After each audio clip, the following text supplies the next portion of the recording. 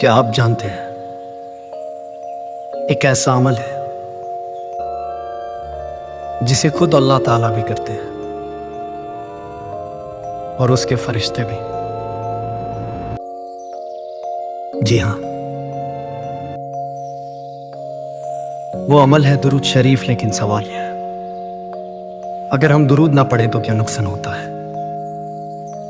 اور اگر پڑھیں تو کیا انعام ملتا ہے؟ آئیے قرآن اور حدیث کی روشنی میں حقیقت جانتے ہیں۔ اللہ تعالیٰ قرآن مجید میں فرماتے ہیں، إن الله وملائكته يصلون على النبي يا أيها الذين آمنوا صلوا عليه وسلموا تسليما۔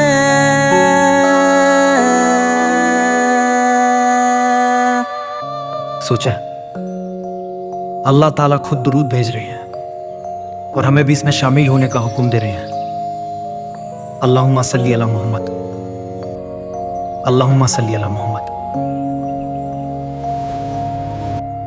علماء کرام فرماتے ہیں اللہ تعالیٰ کا درود بھیجنے کا مطلب رحمت نازل کرنا، فرشتوں کا درود بھیجنے کا مطلب مغفرت کی دعا کرنا، اور مومن کا درود بھیجنے کا مطلب محبت اور عقیدت کا اظہار۔ یعنی جب آپ درود پڑھتے ہیں تو آپ ایک ایسے عمل میں شامل ہوتے ہیں جو آسمانوں میں جاری ہے۔ رسول اللہ نے فرمایا، جس نے مجھ پر ایک بار درود بھیجا اللہ تعالیٰ اس پر 10 رحمتیں نازل فرماتا ہے۔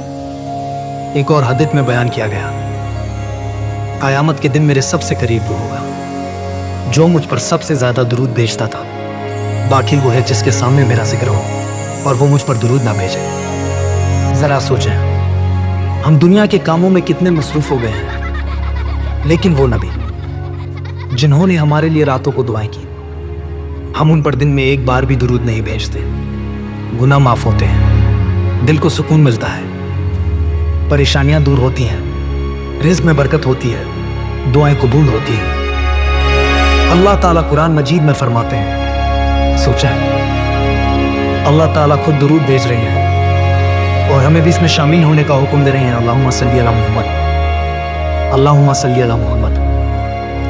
آج سے عہد کریں، روزانہ کم از کم 10 بار درود شریف پڑھیں۔ ابھی کومنٹ میں لکھیں اللہم صلی علی محمد اور اس ویڈیو کو شیئر کریں تاکہ یہ پیغام ہر مسلمان تک پہنچے۔ یاد رکھیں، درود ایک ایسا عمل ہے جو زمین سے آسمان تک آپ کا نام روشن کر دیتا ہے۔